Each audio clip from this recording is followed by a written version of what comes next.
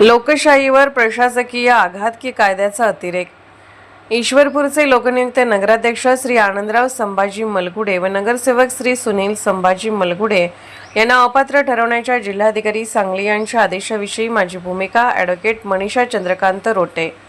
माननीय जिल्हाधिकारी सांगली आणि महाराष्ट्र नगर परिषद नगरपंचायत व औद्योगिक नागरी अधिनियम 1965 च्या कलम 44(1) अंतर्गत ईश्वरपूरचे लोकनियुक्त नगराध्यक्ष श्री आनंदराव संभाजी मलगुडे आणि नगरसेवक श्री सुनील संभाजी मलगुडे यांना अपात्र ठरवण्याचा आदेश दिला आहे।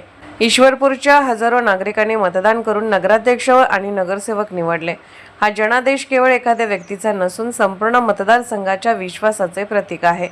जर एखाद्या बांधकामाच्या वादाच्या आधारावर थेट जनतेने निवडून दिलेल्या प्रतिनिधीला अपात्र ठरवता येत असेल तर उद्या अशाच प्रकारे इतर लोकप्रतिनिधींनाही अपात्र करण्याचा मार्ग मोकळा होईल का? हा प्रश्न केवळ ईश्वरपूरपुरता मर्यादित नसून महाराष्ट्रातील प्रत्येक स्थानिक स्वराज्य संस्थेशी संबंधित आहे।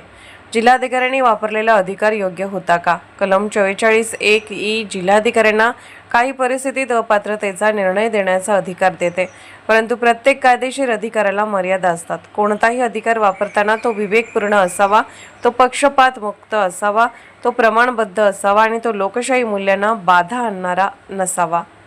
माझा मूलभूत प्रश्न आहे, अनधिकृत बांधकाम हा विषय नगर परिषदेच्या कायद्याअंतर्गत सोडवण्याचा असताना थेट लोकनियुक्त प्रतिनिधींनी अपात्र ठरवणे हे आवश्यक आणि कायदेशीरदृष्ट्या सर्वात योग्य पाऊल होते का? आदेशातील सर्वात मोठा प्रश्न, या आदेशात बांधकामाला केंद्रबिंदू मानण्यात आले आहे, परंतु अनधिकृत बांधकाम म्हणजे आपोआप लोकप्रतिनिधी अपात्र होतो का?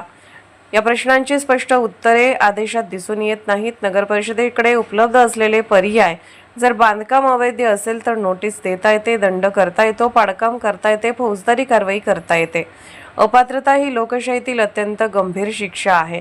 आदेशामध्ये काउंटिंग रॉंग या तत्वाचा उल्लेख करण्यात आला आहे, परंतु प्रश्न असा आहे, हे तत्व लागू करण्यापूर्वी संबंधित बांधकामाबाबत अंतिम सक्षम निर्णय झाला होता का? नियमितीकरणाची कोणतीही प्रक्रिया सुरू होती का? या बाबींचा पुरेसा विचार झाला का? त्या सर्व लोकप्रतिनिधीवर अशीच कारवाई झाली का की निवडक कारवाई झाली? भारतीय राज्यघटनेच्या कलम 14 नुसार कायद्यापुढे सर्व समान आहेत। कोणत्याही व्यक्तीला अपात्र करण्यापूर्वी पूर्ण सुनावणी, सर्व कागदपत्रांची प्रत, प्रत्येक पुराव्यावर उत्तर देण्याची संधी, निपक्ष विचार या सर्व बाबींचे काटेकोर पालन आवश्यक असते। ईश्वरपूरमध्ये सर्वसामान्य नागरिकांमध्ये अशी चर्चा सुरू आहे की नगराध्यक्ष श्री आनंदराव मलगुडे आणि नगरसेवक श्री सुनील मलगुडे यांना अपात्र ठरवल्यामुळे स्थानिक राजकीय समीकरणावर परिणाम होऊ शकतो। या शंकांचे पारदर्शकपणे निरसन होणे आवश्यक आहे। न्यायालयीन पुनरावलोकन आवश्यक। जिल्हाधिकाऱ्यांचा आदेश अंतिम नसतो, तो उच्च न्यायालयात आव्हान देता येते। अधिकाराचा योग्य वापर, कायद्याचा योग्य अर्थ, समानतेचे तत्व, प्रमाणबद्धतेचा सिद्धांत। माझी मागणी, या आदेशाचे उच्चस्तरीय कायदेशीर पुनरावलोकन करण्यात यावे, राज्यभर समान निकष लागू करण्यात यावेत, निवडक कारवाई होत असल्याचा संशय दूर करण्यासाठी पारदर्शक धोरण जाहीर करावे, लोकशाहीत जनतेने दिलेल्या कौलाचा सन्मान राखला जावा। ईश्वरपूरच्या जनतेने नगराध्यक्ष म्हणून श्री आनंदराव संभाजी मलगुडे आणि नगरसेवक म्हणून श्री सुनील संभाजी मलगुडे यांच्यावर विश्वास ठेवून त्यांना निवडून दिली आहे। लोकशाहीमध्ये मतदारांचा कौल हा सर्वोच्च असतो। समानतेचे तत्व, प्रमाणबद्धता आणि नैसर्गिक न्याय यांचेही तितकेच पालन झाले पाहिजे। या आदेशामुळे निर्माण झालेल्या गंभीर कायदेशीर व घटनात्मक प्रश्नांची उत्तरे न्यायालय आणि शासनाने जनतेसमोर स्पष्ट करणे ही काळाची गरज आहे। ॲडव्होकेट मनीषा चंद्रकांत रोटे, प्रदेश सरचिटणीस, महिला काँग्रेस महाराष्ट्र। नमस्ते, मी ॲडव्होकेट मनीषा रोटे, महाराष्ट्र प्रदेश महिला काँग्रेस सरचिटणीस।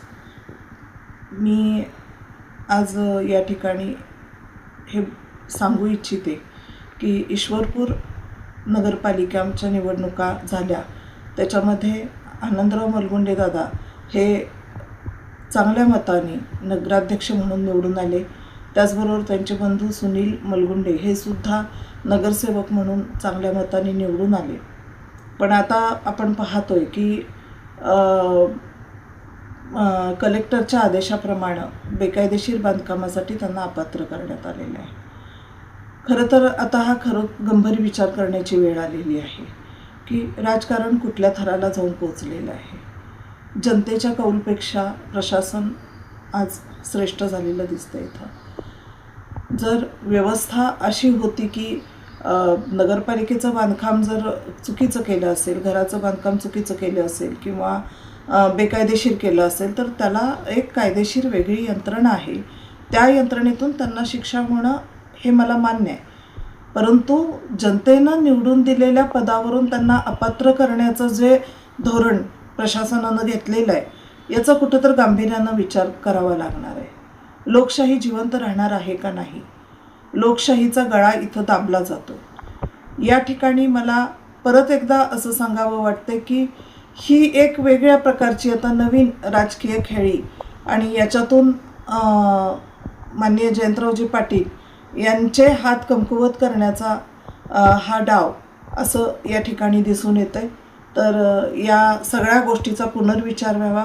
न्यायालयीन व्यवस्था आहे, न्यायव्यवस्था अजूनही आपली निपक्षपाती काम करते.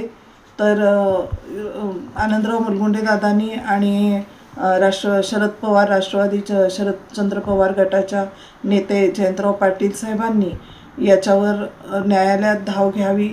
ते निश्चित घेतीलच, परंतु न्यायव्यवस्थेला डावलून लोकप्रतिनिधींना लोकमताला डावलून जर असे निर्णय होत असेल तर ते गंभीर विचार करण्यासारखे निर्णय आहे असं मला या ठिकाणी वाटतं.